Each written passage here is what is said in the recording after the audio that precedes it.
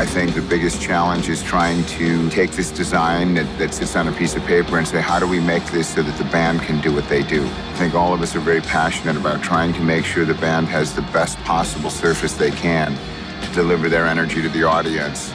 And when we do that right, that energy comes back from the audience to the band, it goes back to the audience, and then we have a Metallica show.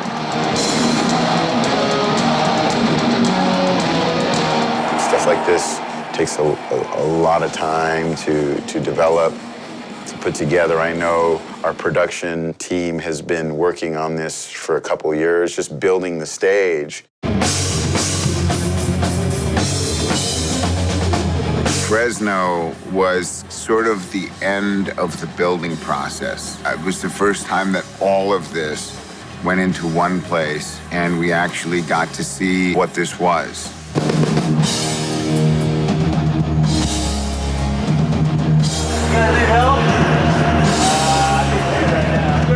I think we were in Fresno for about 21 days, and we ran the building 24 hours a day in different shifts, different people working at different times. It was very exciting to see all of this stuff come off paper and out of 30 trucks. As long as you stay out of this kill zone that's right here, you're fine. The primary purpose of that exercise was to load all this gear in and run it.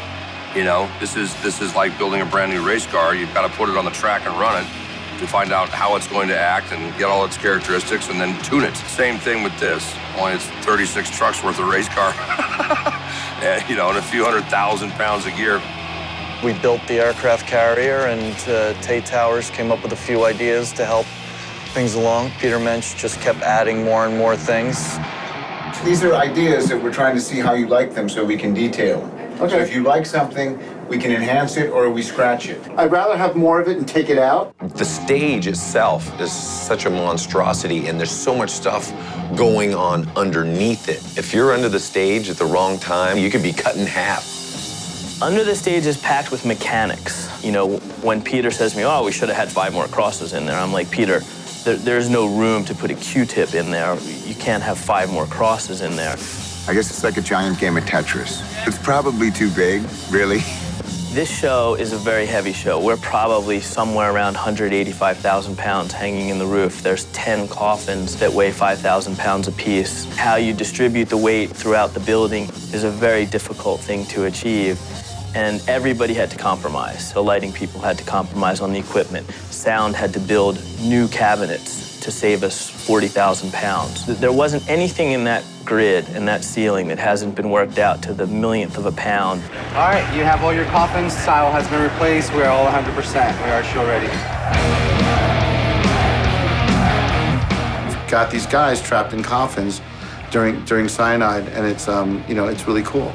There's a ton of really good video moments when the coffins come down. In those LED screens, you actually see people that we've put inside the coffins, and they're struggling to get out. You've got a great cast of people.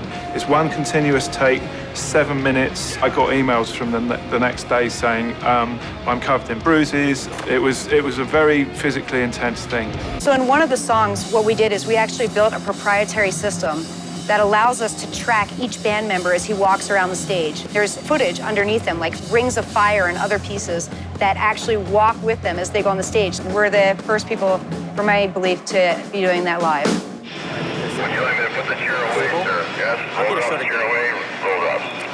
Chair and Tesla coils go bye-bye, roll drops in, and let's look at one. The stage is amazing.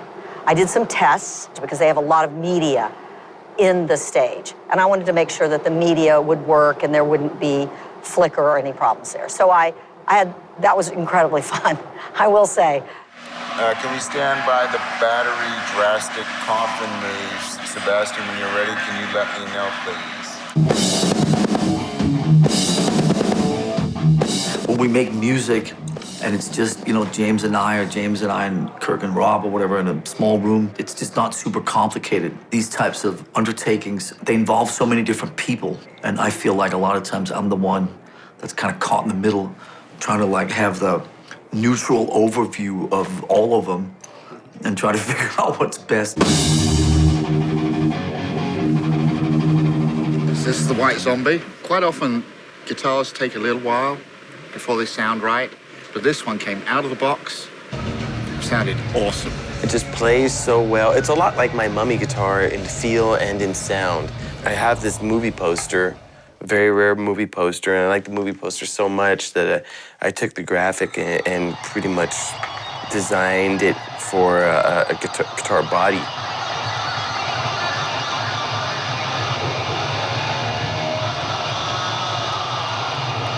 We had a really very good time in Fresno. We got most of the things done we wanted to, time being the problem. We're committed. There was no turning back.